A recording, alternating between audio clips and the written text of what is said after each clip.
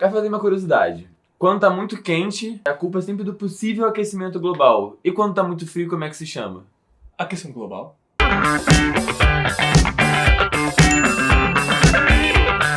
Que genianos! Eu sou o Felipe Vielas e eu tô aqui hoje pra conversar com o professor de biologia Rafael Cafezeiro. E aí, Café, E beleza? aí, tudo bom? E aí, galera, tudo bem? Tudo tranquilo. Galera, essa citação que eu fiz agora é um tweet do Carlos Bolsonaro, onde evidencia essa discussão se o aquecimento global existe ou se ele não existe, como é que funciona. Como é que é o aquecimento global, Café? Ele existe? Eu acho que existe, hein? É óbvio que existe. Na verdade, eu acho que o interessante dessa citação é a parte do frio, né? Sim. Porque o termo que a gente usa muito é aquecimento global. Então a gente imagina o seguinte, poxa, tá mais quente, né? Ah, mas tem um lugar que tá mais frio. E aí? Ah, então é mentira aquecimento global? Na verdade, acho que a gente poderia fazer, então, é imaginar o seguinte. Já que tá pegando muito esse termo aquecimento, a gente pode falar outro jeito. Mudança climática. Sim. Então, na verdade, o que acontece? Tá mudando o clima do mundo, só que o que está mais em evidência, na verdade, é o aquecimento. Mas isso não quer dizer que outras coisas possam acontecer. O clima, a temperatura média do planeta, né? E isso, de modo geral, o mundo está mais quente. Mas não vai tirar, de repente, a chance de um local, né, peculiar ali, obviamente, ficar mais frio. E né? fica mais frio por quê? É que, na verdade, né, a gente sabe muito bem até a geografia. Poxa, o nosso planeta tem uma porção de massas de ar. Né? E essa mudança climática, né, que gera, na verdade, aquecimento, ela pode afetar essas massas de ar. E aí o que vai acontecer? De repente, uma massa que ia para uma região vai para outra região, né, e acaba resfriando. Um exemplo muito clássico é o seguinte, em relação, não vou dizer nem por exemplo, temperatura baixa, mas a chuva. Né? O que a gente poderia imaginar? Poxa, se de repente está muito quente, eu vou imaginar um lugar muito quente você pensa na sua cabeça. Sei lá, vai ser floresta ou deserto? A primeira, eu sei que é floresta, mas a primeira é meio deserto, né? Pode chamar deserto, assim, temperatura extrema mesmo é deserto, não tem mais problema. E aí é o que a gente pensa, né? Poxa, então, caramba. Mas a floresta não é mais quente por conta da umidade? A sensação térmica é muito grande. Ah, essa lá. sensação térmica. É, por exemplo, sei lá, a galera que vive na região amazônica, por exemplo, tende a sentir mais calor do que a galera que vive no centro-oeste, que é mais seco, então, pô, libera, né, mais calor para a atmosfera. Mas o detalhe qual é? Pensa no deserto, né? Poxa, muito quente, muito quente, muito quente, muito seco o deserto. Mas isso não quer dizer que o lugar que vai ficar muito quente vai ficar um deserto. Sim. Tem regiões que chove mais, porque se for de floresta, por exemplo, é mais úmida. Sim. Então, se evapora mais água, mais nuvem, mais chuva. Então, tem regiões que ficam até mais agricultáveis. Então, assim, se eu quiser fazer um jogo de palavras aqui, eu posso dar um viés positivo à questão global. Falar, aquela região ali que antes era mais para temperada, agora não. Aquela região ali é agricultável, olha só que coisa boa. Mas também tem regiões que antes eram tropicais, estão ficando com cara de deserto. Usa-se muito, usa-se um pouco o termo savanização da Amazônia, por exemplo. Daí, quando se pensa em Amazônia, pensa em lugar, bem quente e úmido. Mas está mudando tanto o clima que aquela região passa agora a ter um aspecto que lembra de savana, que lembra do cerrado, né, que é um tipo de savana no nosso país. Não, isso vai acontecer. Então, assim, o que a gente tem que pensar mais é, na verdade, a intervenção humana, a intervenção antrópica, está gerando alterações climáticas. A mais evidente e a mais perigosa, sim, é o aquecimento. Era isso que eu queria te perguntar também. O aquecimento global ele é um ciclo natural do planeta, certo? O homem é responsável por acelerar esse ciclo. Como que funciona isso? A gente tem responsabilidade, não tem responsabilidade? É muito importante essa reflexão, né? É muito importante porque todo mundo aqui já viu a Era do Gelo, que tenta mostrar de forma divertida aqueles momentos em que, poxa, tava frio o planeta, depois voltou a aquecer. Então a gente sabe que é uma coisa cíclica, né? Então eu costumo brincar em sala de aula. Se numa glaciação é muito frio, na outra também é muito frio, no meio tem que ser o quê? Quente. Porque se não houvesse uma e outra, no meio não fosse quente, ia ser só uma glaciação gigante. Então o que eu espero é que entre glaciações, no período interglacial, seja realmente quente. E de fato é quente. Aí então a gente poderia falar o seguinte, estamos num período interglacial, já era para ser quente, então o que a gente fala aí de aquecimento, mudança climática é balela. Não é por aí. A gente costuma até usar, até da área da antropologia, enfim, o termo antropoceno, que seria o período de intervenção humana no planeta. A gente está há pouquíssimo tempo aqui no planeta, mas a nossa intervenção foi tão grande, mas tão grande, que a gente até criou um termo para isso. E de fato, né? A gente faz muita coisa desde a Revolução Industrial que muda muito o nosso planeta. Uma coisa boba, cara, onde a gente pisa tem extinção, desde sempre. O ser humano sempre foi uma ótima espécie, né, em extinguir outras. Até outros hominídeos, né, que já existiam, a gente eliminou. Então, assim, a gente é muito bom em extinguir. A gente não tem como mudar essa parada. Agora, há evidências que mostram claramente que o humano, sim, está contribuindo para isso, né? A gente tem algumas pesquisas antigas que falam sobre isso. Por exemplo, existe na área da área ambiental um gráfico famoso, curva de Killing, que mostra o aumento, né, de gás carbônico na atmosfera, tentando, isso é década de 50, tentando mostrar essa relação gás carbônico, aquecimento global, né? Então, sim, eu acho que tentar fugir disso é muito complicado. Outro exemplo, medição de carbono em geleiras, né? Em gelo profundo tem menos carbono. Quanto mais para a superfície, que é mais recente, o carbono se encontra em maior concentração.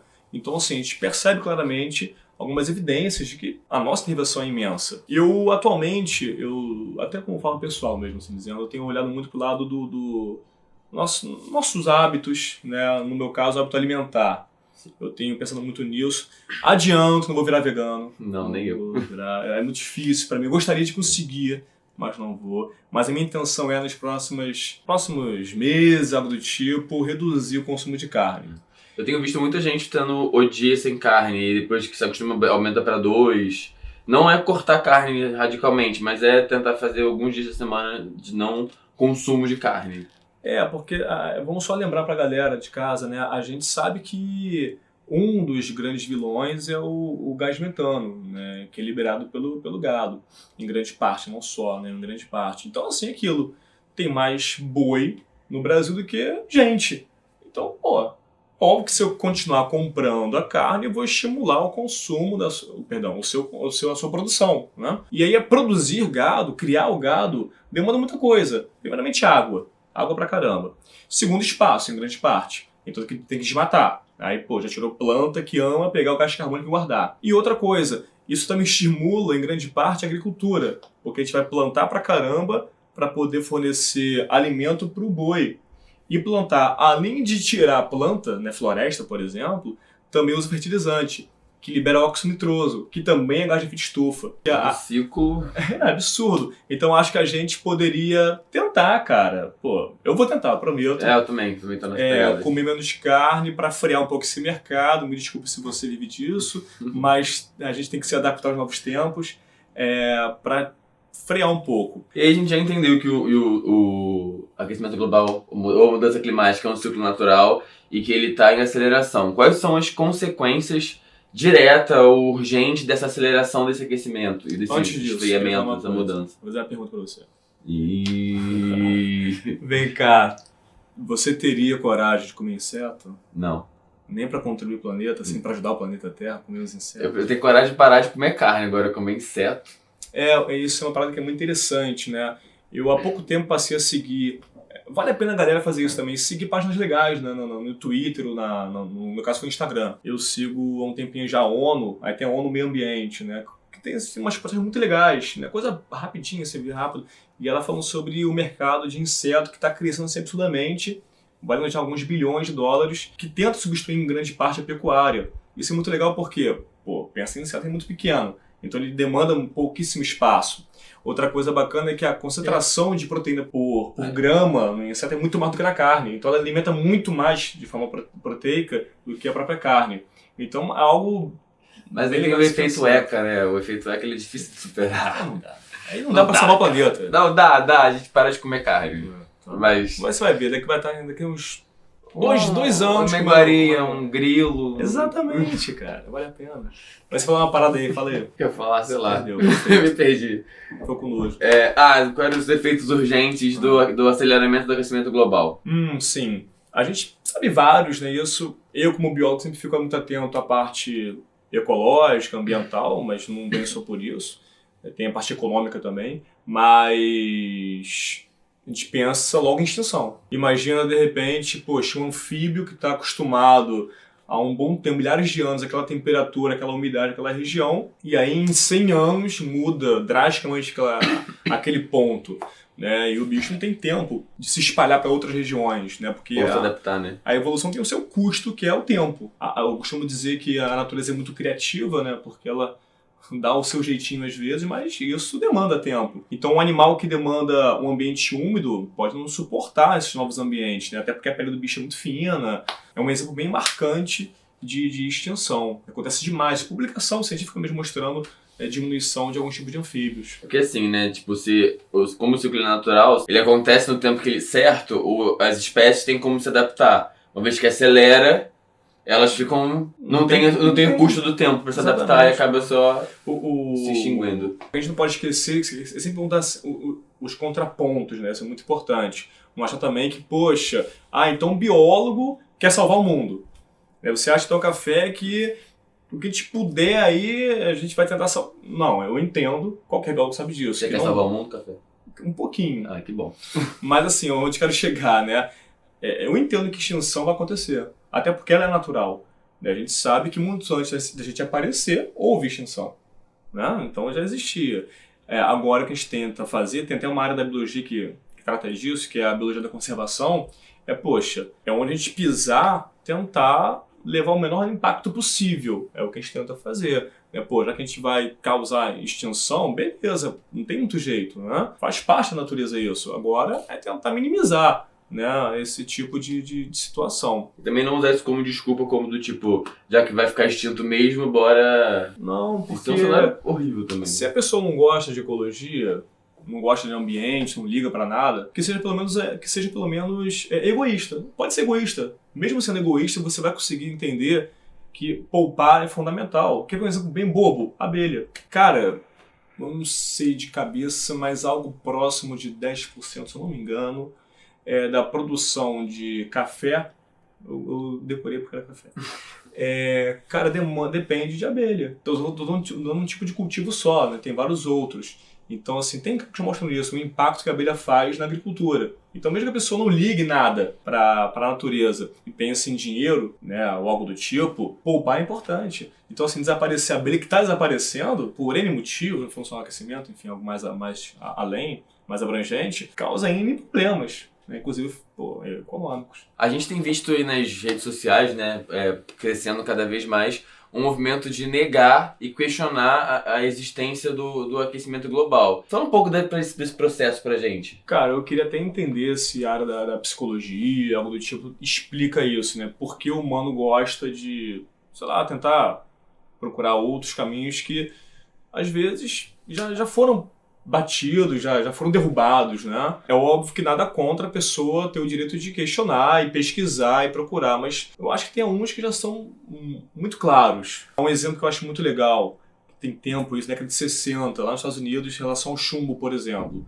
Sabemos que o chumbo é super perigoso. A gente fala em sala de aula, toda hora fala sobre isso, no boto cor-de-rosa, por exemplo, boto cinza também, que acumula muito chumbo, e por aí vai. Só que nem sempre foi uma verdade. Na década de 60, havia um geoquímico, o Claire Peterson, que falava isso, olha, o chumbo é muito perigoso, não ponha chumbo na gasolina, ou então tire a gasolina no chumbo. A galera não escutava, ele era boicotado pela indústria petrolífera, e aí depois, com muito custo, ele conseguiu, né, ter um pouco de voz, reduzir o chumbo do combustível. E algumas gerações depois, reduziu drasticamente o chumbo nas pessoas.